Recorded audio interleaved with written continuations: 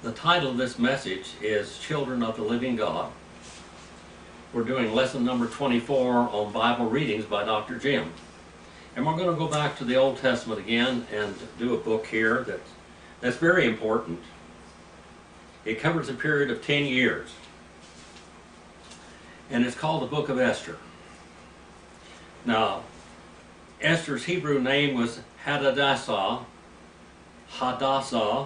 which means myrtle.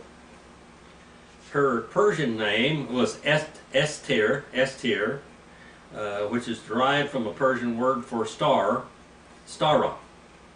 The Greek title for this book of Esther, it's got an E-S-T-E-R, T-H-E-R in it, which also means star. The Latin title is Hester, with a rough breather on the front of it, Hester. Now, we don't know who the author is. Possibly a contemporary with Mordecai. Some people think, well, maybe Mordecai wrote it. The period of time is during Ahasuerus, is the Hebrew name for Xerxes, the Greek name of Khas-Habashash, the king of Persia from 486 to 464.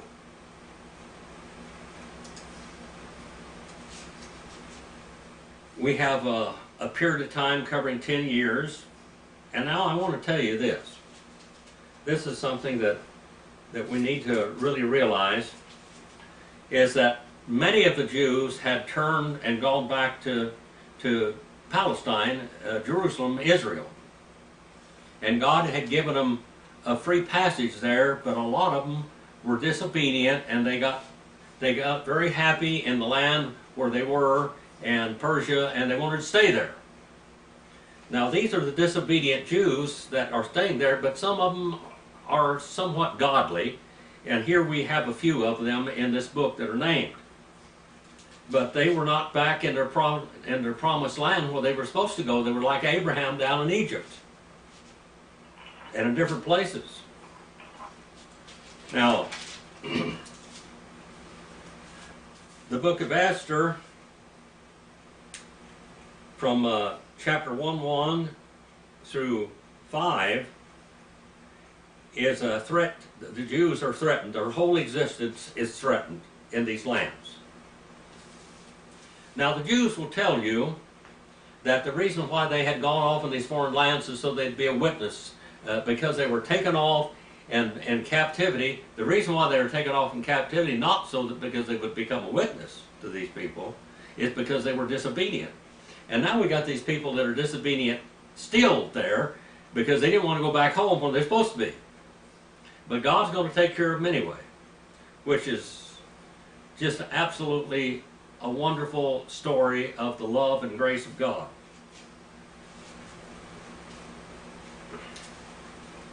From chapter 5:1 to 10:3, we see a triumph of the Jewish people, a triumph of the Jewish people in there, and this is quite a story. It's a story of some disobedient children of God and their living God. The living God that's watching over them no matter what. He is going to leave a witness in this land through them, not because of them, but in spite of them. We're going to start off in here in chapter 1. It's quite a story. A lot of movies have been written about the Book of Esther. Now, the Book of Esther doesn't use the name of God in it at all, except that we see the providence of God in the book from chapter 1 to the end of the book. Now, it took place in the days of Ahasuerus, the Ahasuerus, who reigned from India to Ethiopia over 127 provinces. In those days, as King Ahasuerus sat on his royal throne, which was at Susa, the capital. In the 3rd year of his reign, he gave a banquet for all the princes and attendants and the army officers and Persia and Media and the nobles and the princes of his provinces being in his presence. Now, basically, he had gone off and gone after the Greek people, and he had been whipped, and he went back home. So now he's going to console himself with his concubines and his wives, and just be a homebody now. And he displayed the riches of his royal glory and the splendor of his great majesty for many days, 180 days, for half a year. And when these days were completed, the king gave a banquet lasting 7 days for all of the people who were present in Susa, the capital. And the greatest to the least in the court of the garden of the king's palace. There were hangings of fine white and violet linen, held by cords of fine purple linen, on silver rings and marble columns, and couches of gold and silver on a mosaic pavement of porphyry, marble, mother of pearl, and precious stones. Drinks were served in golden vessels, golden cups of various kinds, and royal wine was of various kinds, and the royal wine was plentiful according to the king's bounty. And the drinking was done according to the law. There was no compulsion, for so the king had given orders to each official that his household that he should not do according to the desires of each person. Freedom, personal freedom. And when Queen Vashti also gave a banquet for the women in the palace which belonged to King Ahasuerus. On the 7th day, when the heart of the king was merry with wine, and he commanded Mehuman, Bishta, Harbona, and Bigtha, Abagtha, Zethar, and Carcas, the 7 eunuchs, who served in the presence of the king Ahasuerus. Now he has 7 eunuchs, and they're taking care of his wives and his concubines. Eunuchs, because a eunuch has been neutered, basically, and so there won't be any hanky-panky with him and the concubines and the wives. Now it says to bring Queen Vashti before the king with her royal crown in order to display her beauty to the people and the princes, and she was beautiful. But Queen Vashti refused to come at the king's command, and delivered by the eunuchs, and the king became very angry, and his wrath burned within himself. Now, there are princes. The king, because of threats to his life continually, he had a very close encounter with only a few people. And these are called the princes. And these were his kind of friends, bosom buddies, that he took advice from. And they were to guard him, and he was not, just no one could come into his presence unless he gave the word on pain of death. Now this was a Persian custom.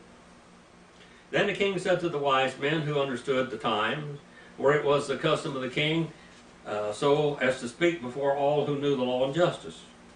Now we have this, the Persian law, law of Hammurabi, that when a law was made, it could not be broken, not even by the man that made it.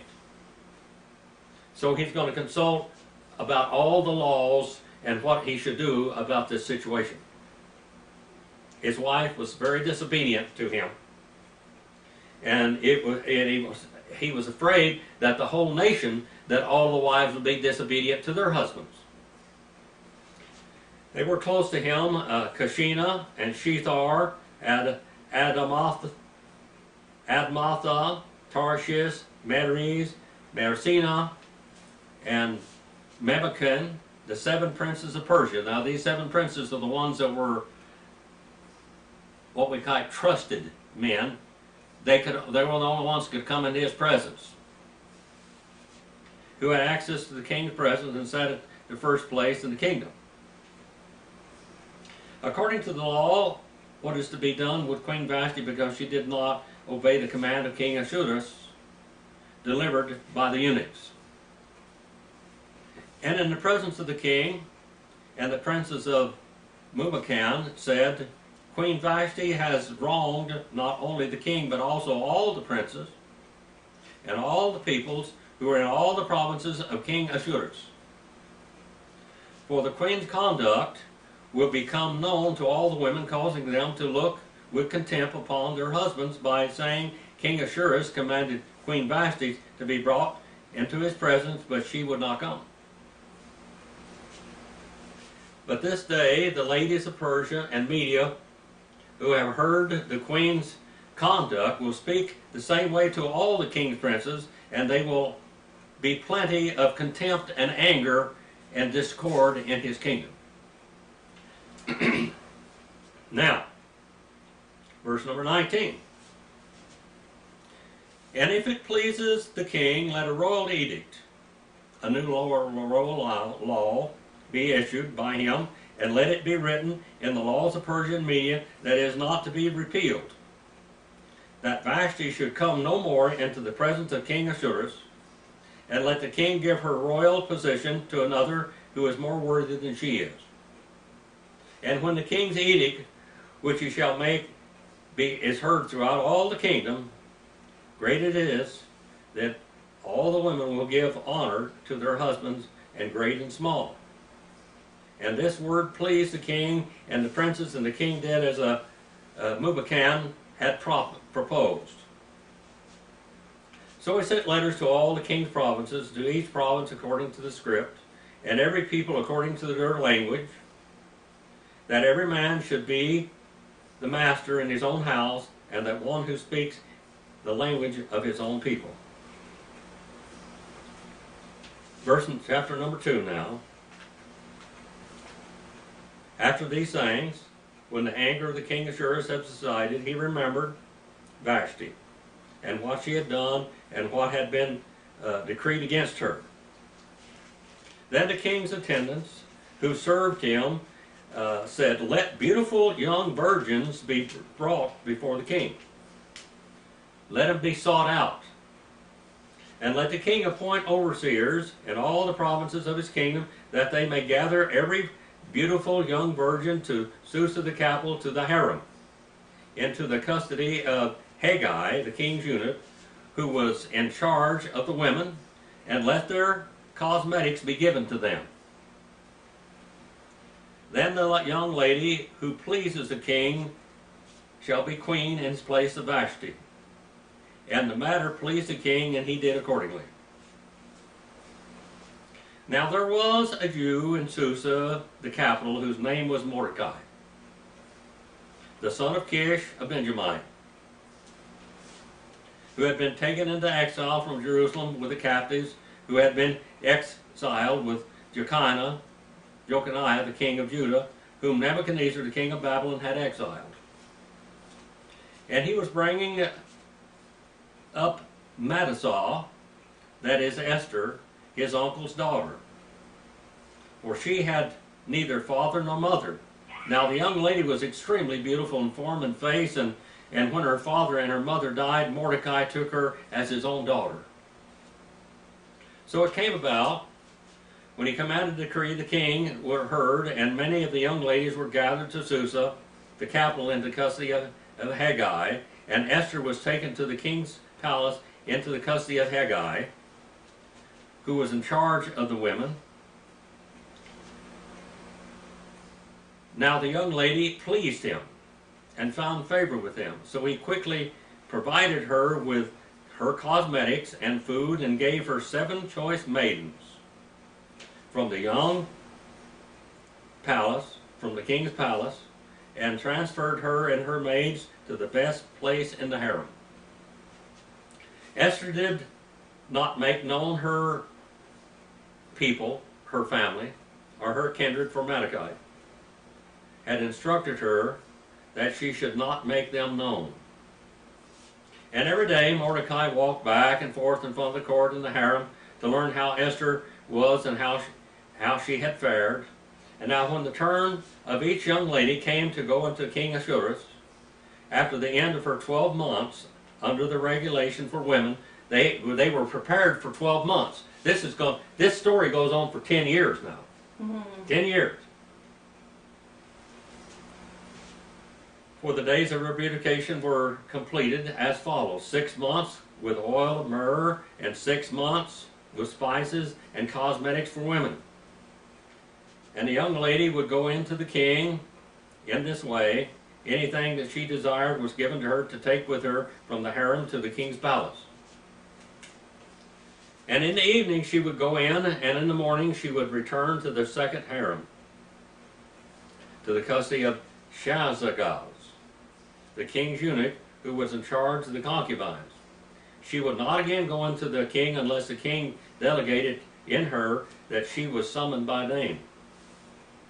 Now when the turn for Esther, the daughter of Abihail, the uncle of Mordecai, had been given her as his daughter, came into the king, and she did not request anything except what Haggai, the king's eunuch, was in charge of the women, advised. And Esther found favor in the eyes of all who saw her. And Esther was taken to the king of Ahasuerus to his royal palace in the 10th month, which was in the month of Tebeth, in the 7th year of his reign. And the king loved Esther more than all the other women, and she found favor and kindness with him more than all the other virgins. And he set the royal crown upon her head and made her queen instead of Vashti. Now she's a queen. And they don't know that she is a Jewish girl. She's a Jewess. They don't know that. All they know is she's beautiful and the king loves her. Then the king gave a great banquet, an Esther's banquet, for all his princes and his servants. He also made a holiday for the provinces and gave gifts according to the king's bounty. And when the virgins were gathered together the second time, then Mordecai was sitting at the king's gate. Now basically said at the gate here, it means he must have been a judge or a lawyer or something. He must have been a man of very much importance. As Esther had not yet made known her kindred or her people, even as Mordecai had commanded her, for Esther did what Mordecai told her, as she had done when under his care. She was very obedient. This girl was obedient. Obedience.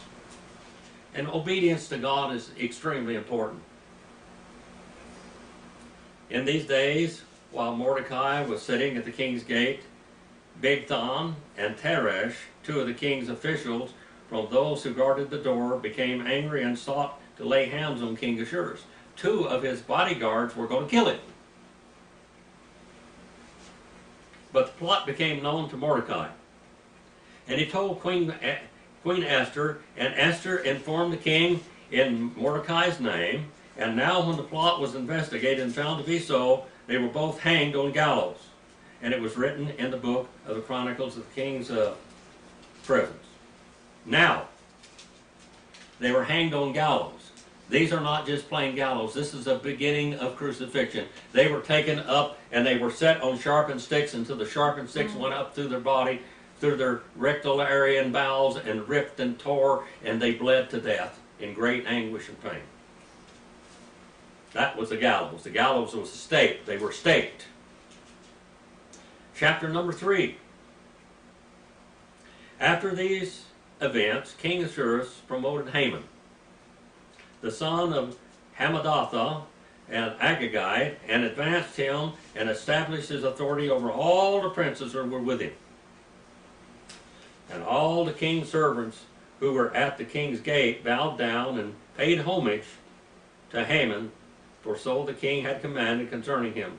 But Mordecai neither bowed down nor paid homage. Because why? He's a Jew. He's not to bow down to a man. Now, he is actually defying Persian customs. But in the end, he's going to get by with it. Then the king's servants who were at the king's gate said, Mordecai, why are you transgressing the king's command? This was the king's commandments now. Now it was when they had spoken daily to him that he would not listen to them,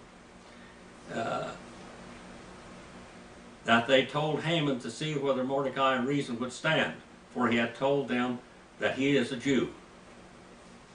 When Haman saw Mordecai neither bowed down nor paid homage to him, Haman was filled with rage.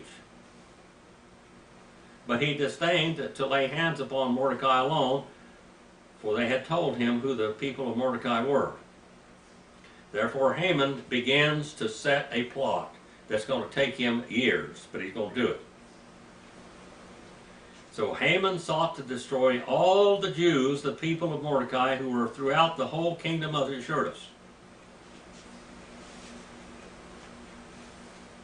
And in the first month, which is the month of Nisan, in the 12th year of King Ahasuerus, Pur, that is, the lot, was cast before Haman from day to day, from month to month, until the 12th month. This is 1 year goes by now. That is the month of Adar. Then Haman the king of Ahasuerus, there is a certain people scattered throughout, dispersed among all the peoples and all the provinces of your kingdom. Their laws are different from those of all other people, and they are different from those of all other people, and they do not observe the king's laws. So it is not in the king's interest to let them remain alive.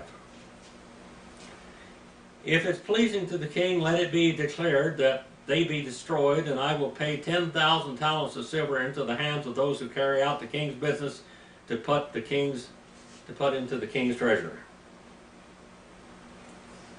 Boy. Money. This is a hit man. Then the king took his signet ring from his hand. Now the signet ring of the king is the seal which they put in, usually in either clay or else in wax. It's heated up and they put the in. This is the seal, the signet ring from the king, like the high priest or whatever.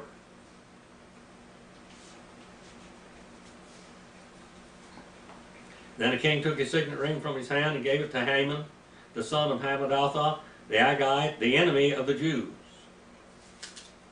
And the king said to Haman, the silver is yours, and the people also. Do with them as you please. Then the king's scribes were summoned on the 13th day of the first month, and it was written, just as Haman commanded, to the king's satraps, and to the governors who were over the provinces and the princes of each people, each province according to the script, each people according to the language, being written in the name of King Ahasuerus, and sealed it with the king's signet ring. Letters were sent by couriers to all the king's provinces to destroy, to kill, and to annihilate all the Jews, both young and old, women and children, in one day, the 13th day of the 12th month, which is the month of Adar, to seize their possessions as plunder. And by the way, that's why they didn't leave, because they got rich over there. And a copy of the edict to be issued as a law in every province was published in all the people, so that they should be ready for this day. The couriers went out, impelled by the king's command, while the decree was issued in Susa, the capital, and while the king and Haman sat down to drink, the city of Susa was in confusion. When Mordecai learned all that had been done, he tore his clothes, put on sackcloth and ashes, and went out in the midst of the day and wailed loudly, bitterly. And he went out as far as the king's gate, for no one wants to enter the king's gate clothed in sackcloth. And each day in every province and all the command, the decree of the king came, and there was great mourning among the Jews, with fasting, weeping, and wailing, and many lay in sackcloth and ashes. Then Esther's maidens and her eunuchs came and told her that the queen writhed in great anguish. And she sent garments to clothe Mordecai, that he might remove his sackcloth from him, but he would not do it. And he would not accept it. Then Esther summoned Hashach from the king's eunuchs, whom the king had appointed to attend her, and ordered him to go to Mordecai to learn what was and why he was acting this way. So Hashach went to Mordecai to the city square in front of the king's gate. And Mordecai told him all that had been happened to him, and the exact amount of money that Haman had promised to pay to the king's treasury for the destruction of his people, the Jewish people, God's children, the children of the living God. He also gave him a copy of the text and the edict which he had been issued in Susa for their destruction, that he might show Esther, inform her, to order her to go in to the king, to implore his favor, and to plead with him for her people. And Hathach went back and related Mordecai's words to Esther. Then Esther spoke to Hathach and ordered him to reply to Mordecai. All the king's servants and the people of the king provinces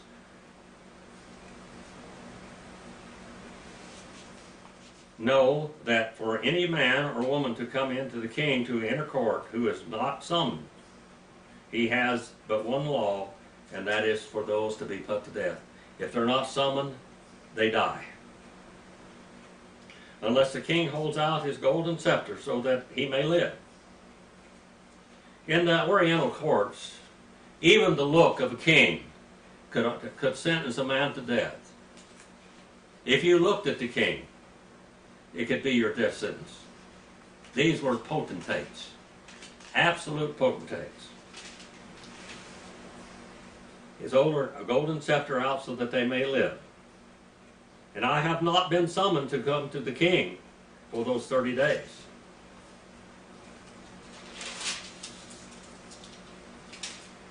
And they related Esther's words to Mordecai.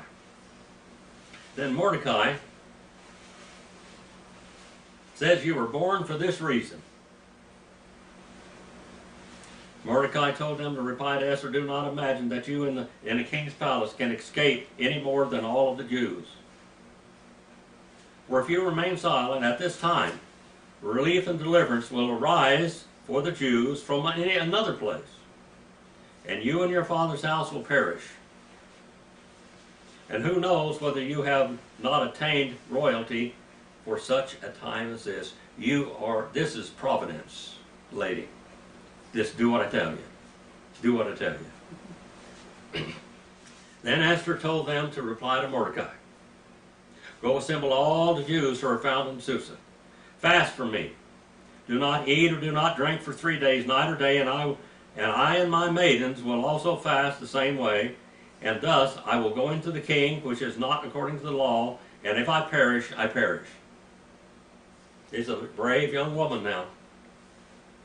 So Mordecai went away and did just as Esther had commanded him. Now it came about on the 3rd day that Esther put on her royal robes and stood in the inner court of the king's palace in front of the king's rooms. And the king was sitting on his royal throne in the throne room opposite the entrance to the palace. And it happened when the king saw Esther, the queen, standing in the court, she attained favor in his sight, and the king extended to Esther the golden scepter which was in his hand. So Esther came near and touched the top of the scepter. Then the king said to her, what is it troubling you, Queen Esther? And what is your request? Even to half of the kingdom it will be given to you. And Esther said, if it please the king, may the king and Haman come this day to a banquet that I have prepared for him. Then the king says, bring Haman quickly, that he may do as Esther desires. So the king and Haman came into the banquet which Esther had prepared. And as they drank their wine at the banquet, the king said to Esther, what is your petition? For it shall be granted to you, even to half of my kingdom. So Esther answered and said, my petition and my request is, if I have found favor in the sight of the king, and if it please the king to grant my petition, and do what I request, may the king and Haman come to the banquet which I shall prepare for them tomorrow, and I will do as the king says. Then Haman went out that day, glad and pleased of heart. And when Haman saw Mordecai in the king's gate, and he did not stand up or tremble before him, Haman was filled with anger against Mordecai. And Haman controlled himself, however, and went into his house and sent for his friends and his wife Zeresh. Then Haman recounted to them the glory of the riches and the number of his sons, and every instance where the king had magnified him, and how he had promoted him above all the princes and servants of the king. Haman also said, even Esther the queen, let no one but me come with the king to the banquet which she has prepared, and tomorrow I am to be invited with her to the king. Yet all of this does not satisfy me every time I see Mordecai the Jew sitting at the king's gate. Then Zeresh's wife and all his friends said to him, have a gallows 50 feet cubits high, have a gallows 75 feet high. This is that impaling stake. Have a gallows 75 feet high, and in the morning ask the king to have Mordecai impaled upon it. And then go joyfully with the king to the banquet. And the advice pleased Haman, so he had the gallows made. During the night the king could not sleep, so he gave an order to bring before the book of records and the chronicles, and they were read before the king. He figured this was going to give him instant chloroform, printed chloroform. And it was found written that Mordecai had reported concerning Bigthana and Teresh, two of the king's eunuchs, who were doorkeepers, that they were sought to lay hands on the king, Assuerus. And the king said, what honor and dignity has been bestowed upon Mordecai for this? Then the king's servants who were attending him said, nothing has been done for him. So the king said, who was in the court? Now Haman had just entered into the outer court of the king's palace in order to speak to the king about hanging Mordecai, about impaling Mordecai on the gallows which he had prepared for him. And the king's servant said to him, behold, Haman's standing in the court, and the king said, let him come in. So Haman came in, and the king said to him, what is it to be done for the man whom the king desires to honor? And Haman said to himself, whom would the king desire to honor more than me? And when Haman said to the king, for the man whom the king desires to honor, let them bring a royal robe which the king has worn, and on a horse which the king has ridden, and on whose head a royal crown has been placed. And let the robe and the horse be handed over to the king's most noble princes, and let them array the man whom the king desires to honor, and lead him on horseback through the city square. And proclaim before him, thus it shall be done to the man whom the king desires to honor. Now, Haman doesn't like what is going to happen to him.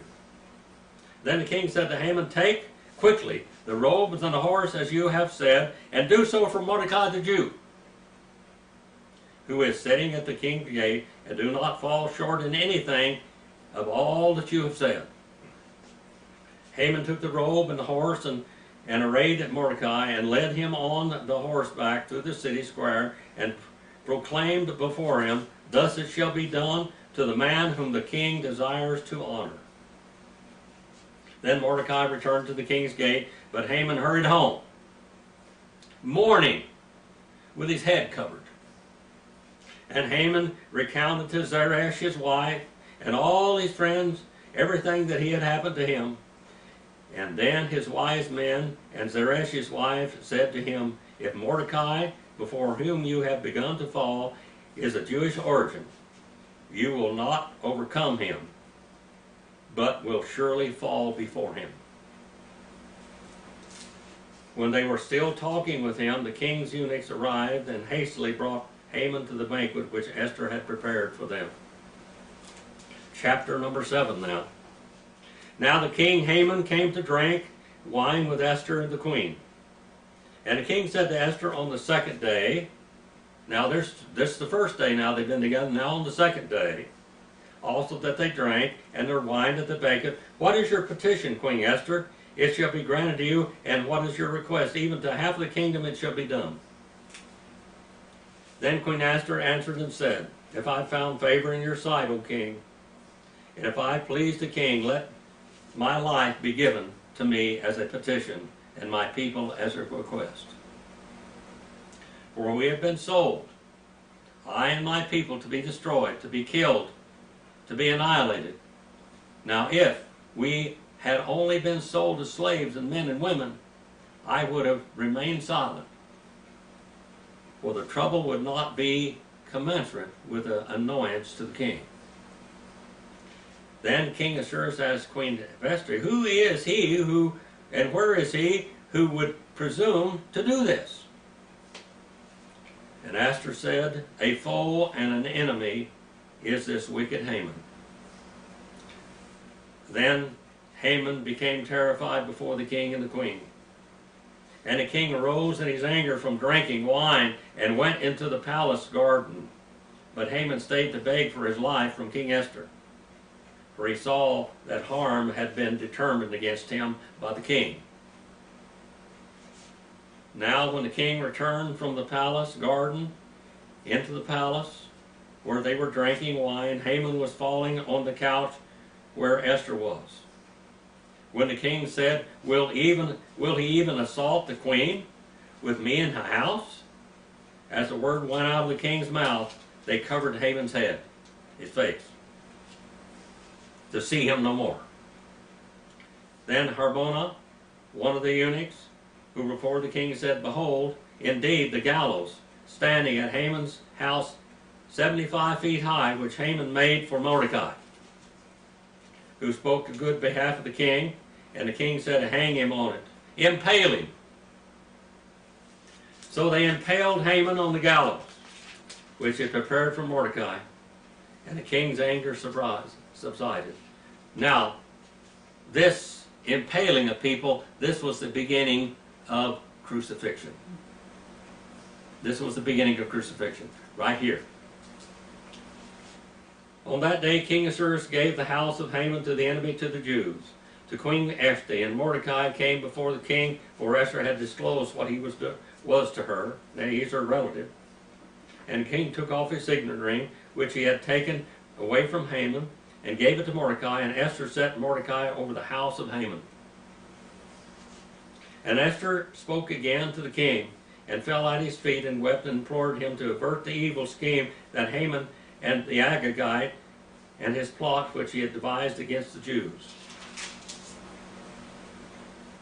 And the king extended the golden scepter to Esther. So Esther arose and stood before the king.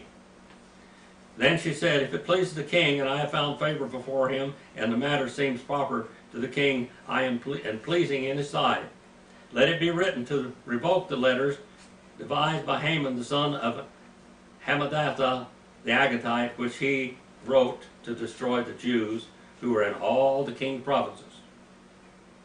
For now I can endure to see the calamity which shall befall my people, and how can I endure to see the destruction of my family, my kindred? So King Ahasuerus said to Queen Esther and to Mordecai the Jew, behold, I have given the house of Haman to Esther, and by him they have hanged on the gallows, because he stretched out his hand against the Jews. Now you write to the Jews as you see fit, in the king's name, and see if it with the king's seal it with the king's signet ring for a decree, which is written in the name of the king, and sealed with the king's signet ring, may not be revoked.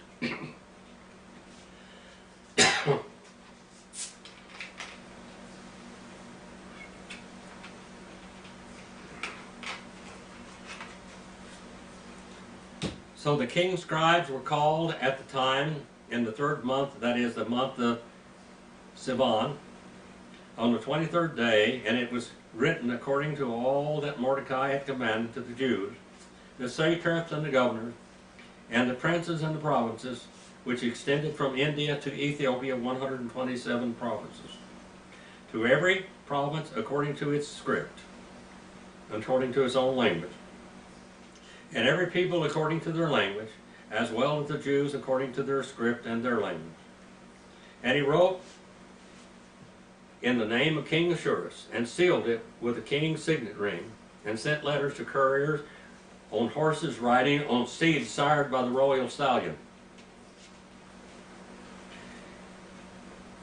In them the king granted the Jews who were in each city the right to assemble and to defend their lives, to destroy and to kill and to annihilate the entire army of any people or any province which might attack them, including the children and women, and to plunder their spoil. On one day, in all the provinces of the king Ahasuerus, on the 13th day of the 12th month, that is the month of Adar, a copy of the edict to be issued as law in each and every province was published to all the peoples, as they, the Jews, should be ready for this day to avenge themselves on their enemies. The couriers, hastened and impelled by the king's command, went out riding on royal steeds. The decree was given out in Susa, the capital. Verse number 15. Then Mordecai went out from the province of the king's royal robes, in blue and white, and with a large crown of gold, and a garment of fine linen and purple, in the city of Susa, and shouted and rejoiced. For the Jews there was light and gladness, and joy and honor. And in each and every province, and in each and every city, wherever the king's commandment and his decree arrived, there was gladness and joy for the Jews, and a feast and a holiday, and many among the people of the land became Jews. Look at that. Many of the people among the land became Jews, for the dread of the Jews had fallen upon them. So now we got a lot of proselytes.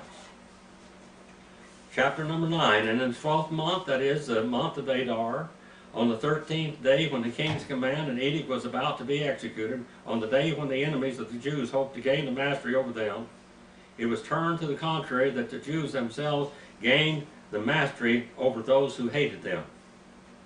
And the Jews assembled in their cities and throughout all the provinces of the king Ahasuerus to lay hands on those who sought their harm.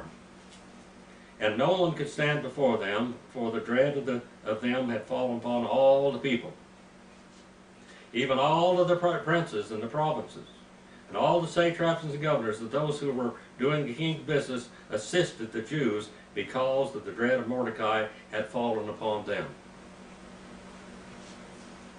Indeed, Mordecai was great in the king's house, and his fame spread throughout all the provinces, for the man Mordecai became greater and greater. Thus the Jews struck all their enemies with the sword, killing and destroying them and what they pleased to do with those who hated them. And in Susa, the capital, the Jews killed and destroyed 500 men. And Parshatha, Dalphon, Ospatha, Parratha, Adalia, Aradatha, Parmashti, Arisai, Aridai, and Malzatha, the 10 sons of Haman, the sons of Hamatha, the Jews' enemy, but they did not lay hands on the plunder. On the day, the number of those who were killed in Susa, the capital, was reported to the king. And the king said to Queen Vashti, the Jews have killed and destroyed 500 men and the 10 sons of Haman in Susa, the capital. And what then have they done in the rest of the king's provinces? Now, what is your petition? And it shall even be granted to you. What is your further request? And it shall be done. And Queen Esther said, if it pleases the king, let tomorrow be also granted to the Jews who are in Susa to be doing according to the edict today, and let Haman's 10 sons be hanged on the gallows, impaled on the gallows. So the king commanded that, and it should be done, so that when the edict was issued in Susa, Haman's 10 sons were impaled, crucified. And the Jews who were in Susa assembled also in the 14th day of the month of Adar, and killed 300 men in Susa.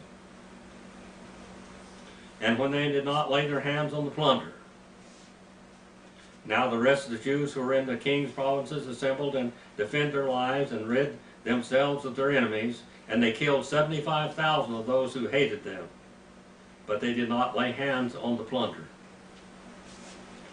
And this was done in the 13th day of the month of Adar, and on the 14th day they rested and made a day of fasting and rejoicing. But the Jews who were in Susa assembled on the 13th day and the 14th of the same month, and they rested on the 15th day and made it a day of fasting and rejoicing. Verse number 19, therefore the Jews of the rural areas who live in the royal or in the rural towns made the 14th day of the month of Adar a holiday for the rejoicing and feasting and sending portions of food to one another.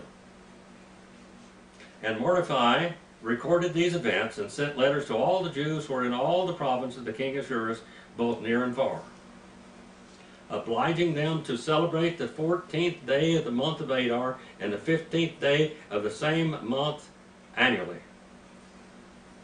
Because on these days the Jews rid themselves of their enemies. And it was a month which was turned for them from sorrow into gladness, and from mourning into a holiday, that she should make them holidays of feasting and rejoicing and sending portions and presents of food to one another and gifts to the poor. So thus the Jews undertook what they had started to do, and Mordecai had written to them. For Haman the son of Hammedatha, the Agagite, the adversary of all the Jews, who schemed against the Jews to destroy them, had cast lots, that is the lot, to disturb them and to destroy them. But when it came about the king's attention that he commanded a letter that his wicked scheme, which had devised against the Jews, should return on his own head, and that he and his son should be crucified or impaled on the gallows. Therefore they called the Days of Purim after the day of Purim. The Jews celebrate the day of Purim today still, and they celebrated the day of Purim in Jesus' time. He celebrated this, when the children of the living God were saved and protected. And because of the instruction of the letter, both they had seen in regard and what had happened to them, the Jews established and made a custom for themselves, for their descendants, for all those allied themselves with them, that they should not fail to celebrate these 2 days according to their regulation and according to their appointed time annually. And these days were to be remembered and celebrated throughout all the generations, for every family and every province, and every city. And these days of Purim were not to fail from among the Jews, or their memory fade from their descendants. For Queen Esther, daughter of Abihail, with Mordecai the Jew, who wrote with full authority to confirm this second letter about Purim. And he sent letters to all the Jews to 127 provinces in the kingdom of Ahasuerus, namely words of peace and truth, to establish these days of Purim at their appointed times, just as Mordecai the Jew and Queen Esther had established for them, just as they had established for themselves and for their descendants, with instructions for their times and fasting and lamentations. And the command of Esther establishing these customs for Purim, it was written in the book. Now King Ahasuerus had a tribute on the land and on the coastlands of the sea, and all the accomplishments of his authority and strength, and full account of the greatness of Mordecai, to which the king advanced him, as they had not written in the book of Chronicles and the kings of Media and Persia. This is, by the way, this is a historical record. This really happened. For Mordecai the Jew was second only to King Ahasuerus, and great among the Jews, and in favor with the multitude of the kinsmen, one who sought the good of his people, and one who spoke the welfare of his nation. What a story. The Yeah. story of God's love and protection and grace. And these people were the disobedient people. They were the disobedient people. And yet he watched after them, protected them, and gave a witness throughout all the land that the God of heaven is the living God, and he's greater than any nation or any king. Our Father, we send this message out to honor and glorify you. Please use it. Touch people's lives throughout the world with it, with gladness and love and appreciation for your love to them and your protection throughout the world. Father, please forgive me where I fail you. In Jesus' name I pray.